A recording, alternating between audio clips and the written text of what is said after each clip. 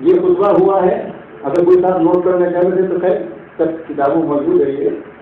یہ 29 اکتوبر 1920 کا خطبہ ہے اور حضرت کے وصال ہوا ہے 3 نومبر 1920 میں. تو کوئی 3 ہفتے پہلے تقریباً 29 اکتوبر 1920 اور حضرت کی وفات ہے 30 نومبر 1920. حضرت خود تشریف لے گئے ہیں.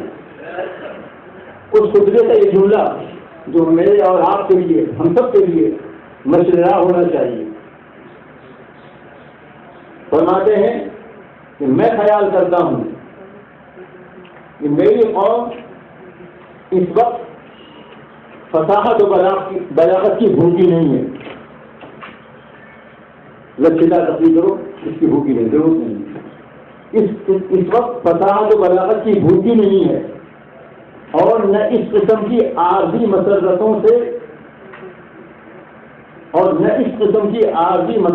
سے اس کے درد کا اصلی درما ہو سکتا ہے. اس لیے ضرورت ہے ایک قائم و دائم جوش کی. نمبر 1 ضرورت ہے ایک قائم دائم جوش کی. جوش مسلسل رہنا چاہیے. نہایت صابرانہ ثبات قدمی کی. نمبر 2 نہایت صابرانہ ثبات قدمی کی، مستقل مزاجی ہو. دلیرانہ مگر عاقلانہ طریق عمل کی. دلیرانہ مگر عاقلانہ طریق عمل کی. اپنے نفس پر قابو پانے کی غرض سے ایک پختہ کار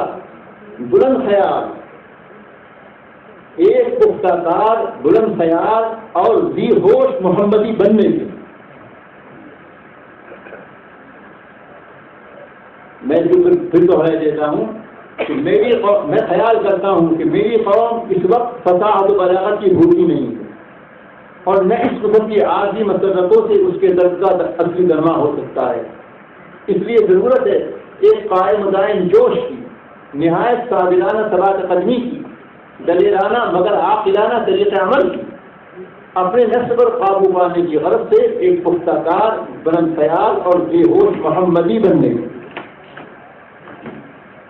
ایک دوسرے پیرا میں فرماتے ہیں حضرت اسی خطبے کی، بس اے فرزندان توحید، میں چاہتا ہوں کہ آپ انبیاء اور مرسلین اور ان کے وارثوں کے راستے پر چلیں اور جو لڑائی اس وقت شیطان کی ذریت اور خدائے قدوس کے لشکروں میں ہو رہی ہے، جو لڑائی اس وقت شیطان کی ذریت اور خدائے قدوس کے لشکروں میں ہو رہی ہے، اس میں ہمت نہ ہاریں اور یاد رکھیں کہ شیطان کے مضبوط سے مضبوط آہنی قلعے خداوند قدیر کی امداد کے سامنے تار عنکبوت سے زیادہ کمزور ہیں.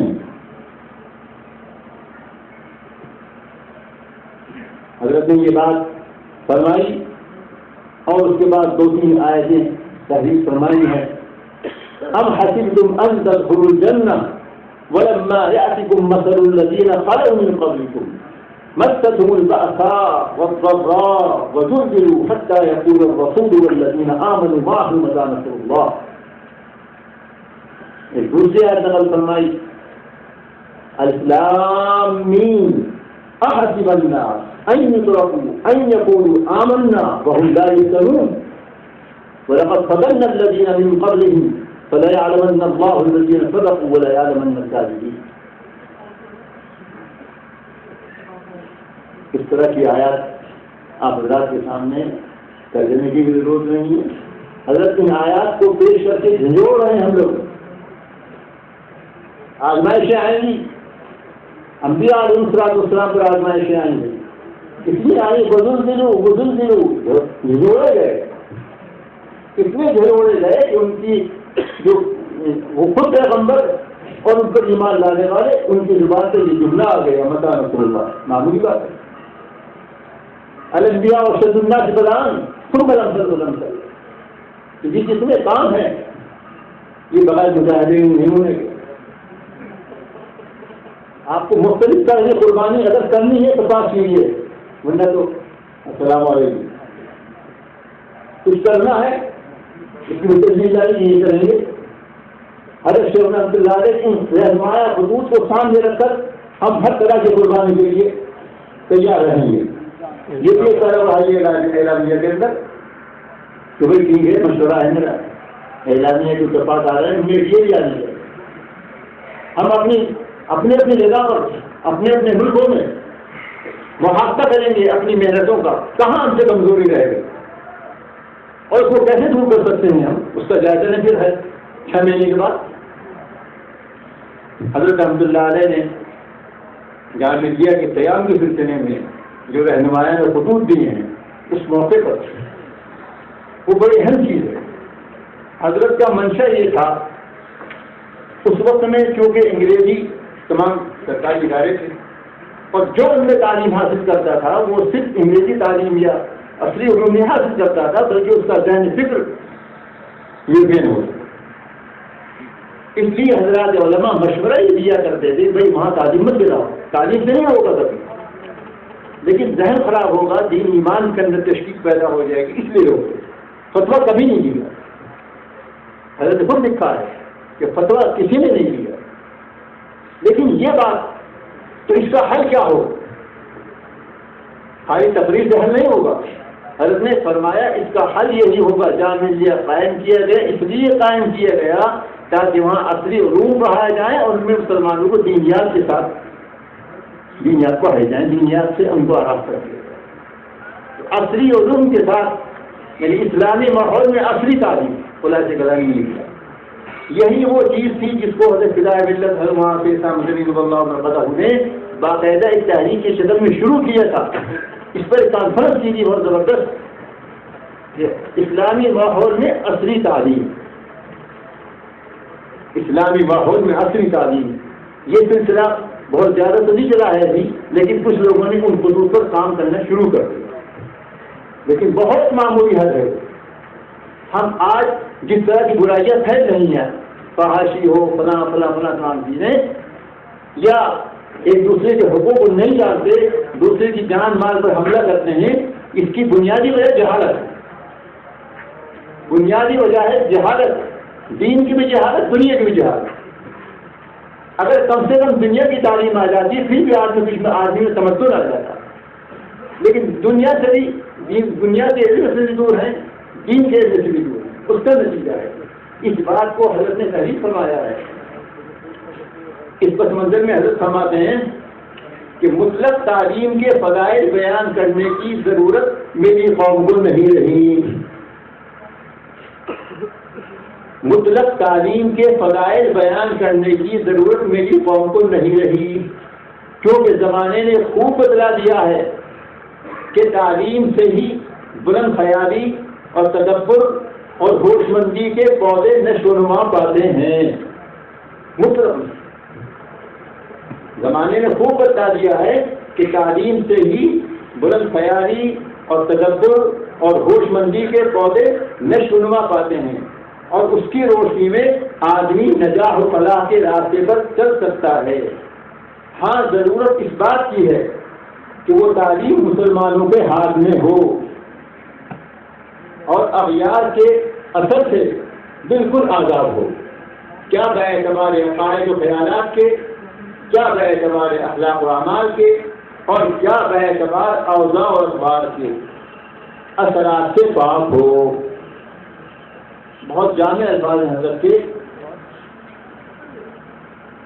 تو اس لیے میری گزارش یہ ہے کہ اعلامیہ میں یہ اضافہ کیا جائے کہ جہالت کے خلاف جنگ لڑی جائے۔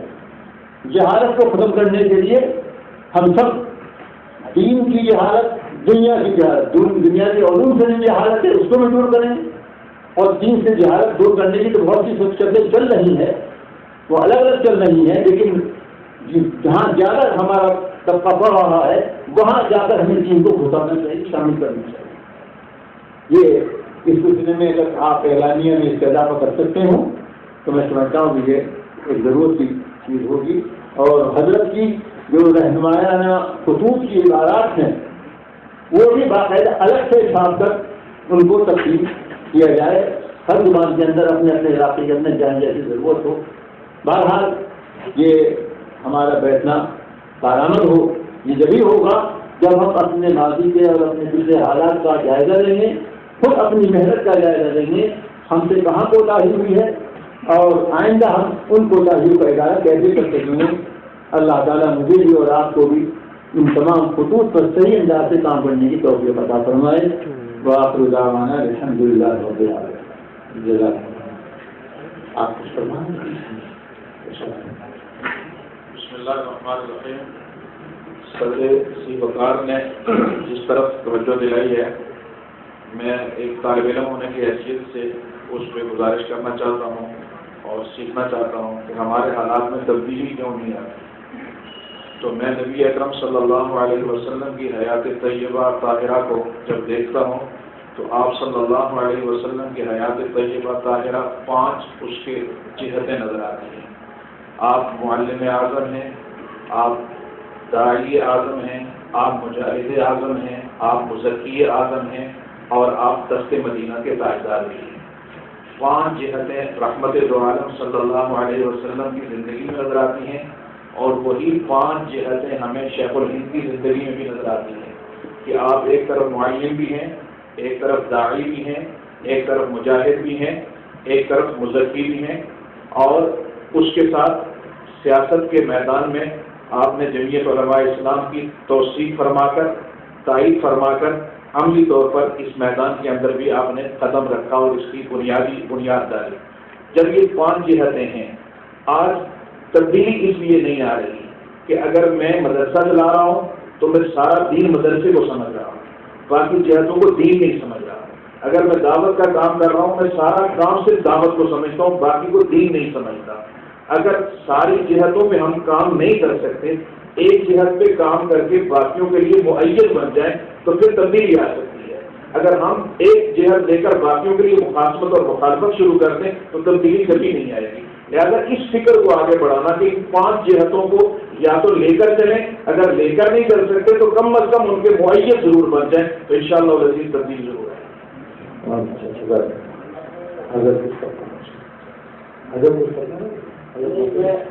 آپ کچھ فرمانا چاہتے ہیں؟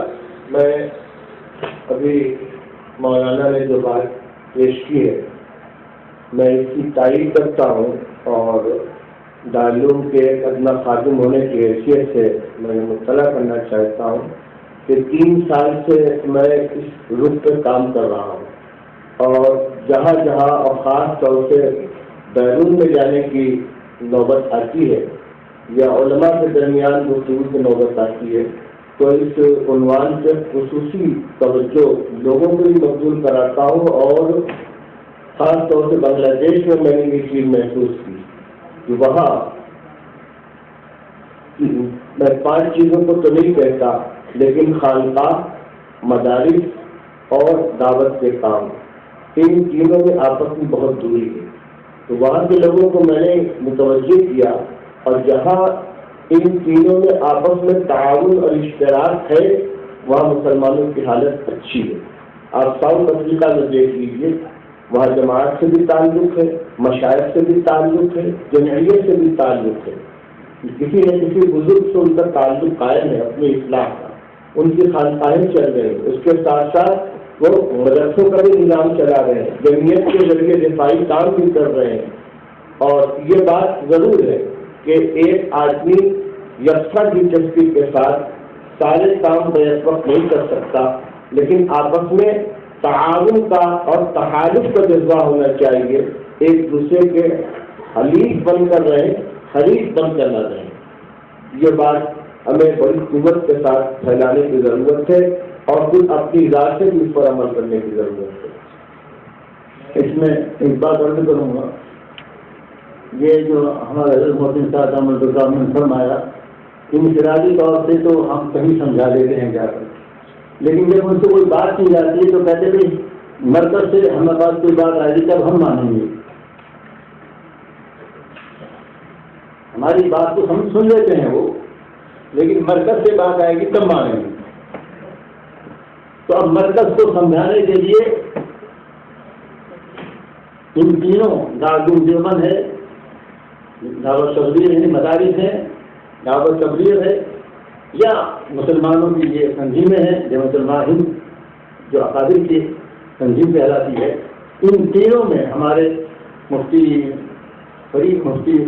فرید صاحب امروہی رحمۃ اللہ علیہ فرمایا کرتے تھے کہ تینوں اہل حق کے لیے لا رہے ہیں، سلسلے ہیں، مدارس بھی، دعوت تبلیغ کی لائن بھی، اور یہ جمعیت علماء ہند ہے۔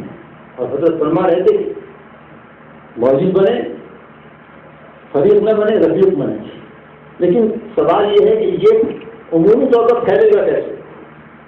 ہمیں ہمت کر کے ان اکابر کو پہلے پکڑنا چاہیے۔ ہم سب بیٹھے،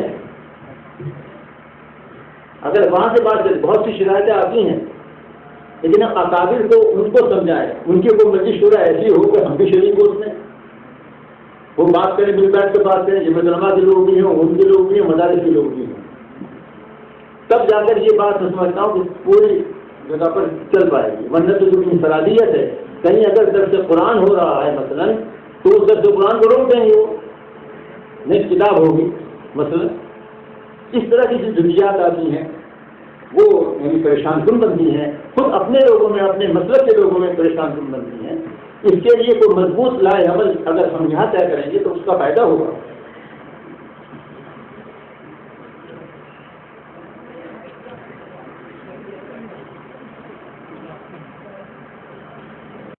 اس پر آپ ذرا سا تشریف لا کے مفتی سلمان صاحب کر دیتے ہیں۔ اتنے میں اپنا تھوڑا سا کام کر لوں۔ اس وقت الحمدللہ کانفرنس میں جو نمائندگی میں چلتا تھا کہ چند نام عرض کروں، اس وقت ہمارے سامنے مشہور ملی قائد اور جمعیت علماء آسام کے صدر محترم دارالعلوم دیوبند کے مشہور حضرت مولانا قدر الدین اجمل صاحب دعوت برکاتہم دائیں طرف تشریف فرما ہے۔ اسی طرح سے جمعیت علماء کی صوبائی شاخوں کے ذمہ داران کی بھرپور نمائندگی ہے۔ مولانا حیات اللہ صاحب صدر جمعیت علماء اتر پردیش، مولانا قاری شوکت علی صاحب ناظم اعلیٰ جمعیت علماء یوپی، مولانا صدیق اللہ چودھری صاحب، مولانا متین اللہ قسامہ صاحب، مفتی افتخار احمد صاحب صدر جمعیت علماء کرناٹک، مولانا پیر شبیر صاحب صدر جمعیت علماء آندھرا پردیش، مفتی سلمان صاحب منصور پوری، تو آپ کے سامنے